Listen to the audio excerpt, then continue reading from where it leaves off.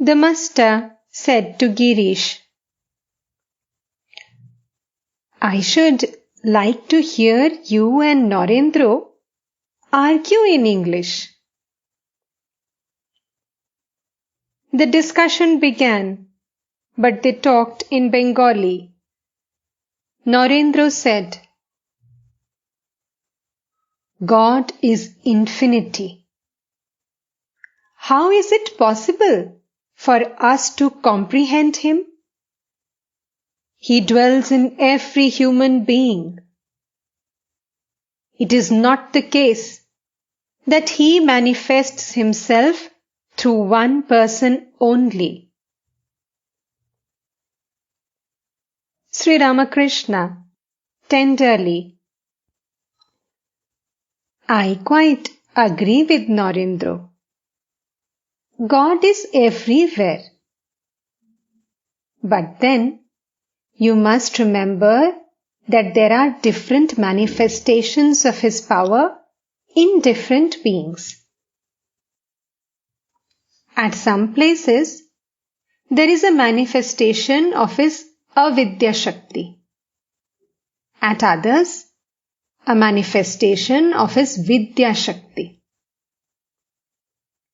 Through different instruments, God's power is manifest in different degrees, greater and smaller.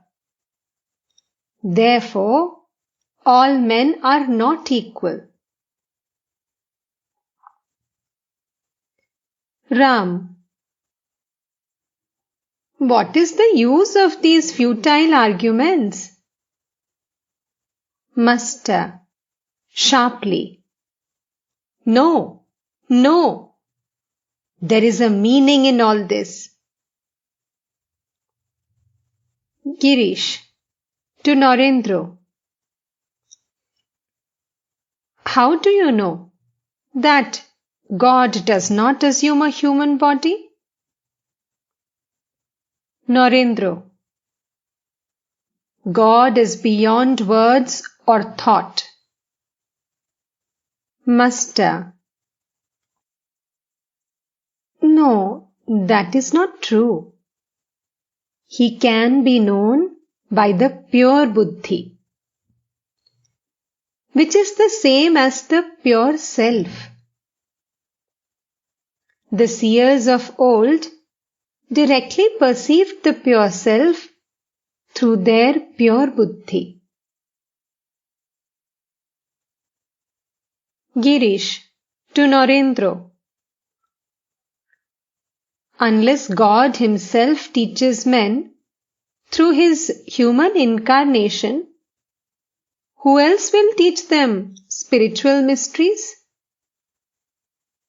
God takes a human body to teach men divine knowledge and divine love. Otherwise, who will teach? Narendra. Why? God dwells in our own heart. He will certainly teach us from within the heart. Master, tenderly. Yes, yes. He will teach us as our inner guide. Gradually, Narendra and Girish became involved in a heated discussion. If God is infinity, how can He have parts? What did Hamilton say? What were the views of Herbert Spencer, of Tyndall, of Huxley, and so forth and so on? Master, to M. I don't enjoy these discussions. Why should I argue at all? I clearly see that God is everything. He Himself has become all. I see that whatever is God. He is everything. Again, He is beyond everything.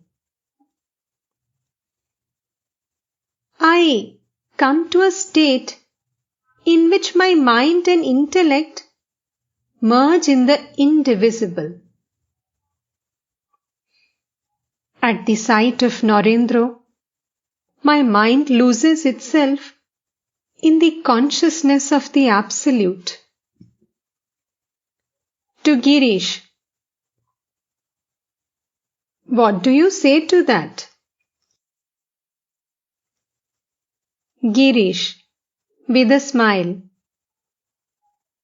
Why ask me? As if I understood everything except that one point. All laugh. Master.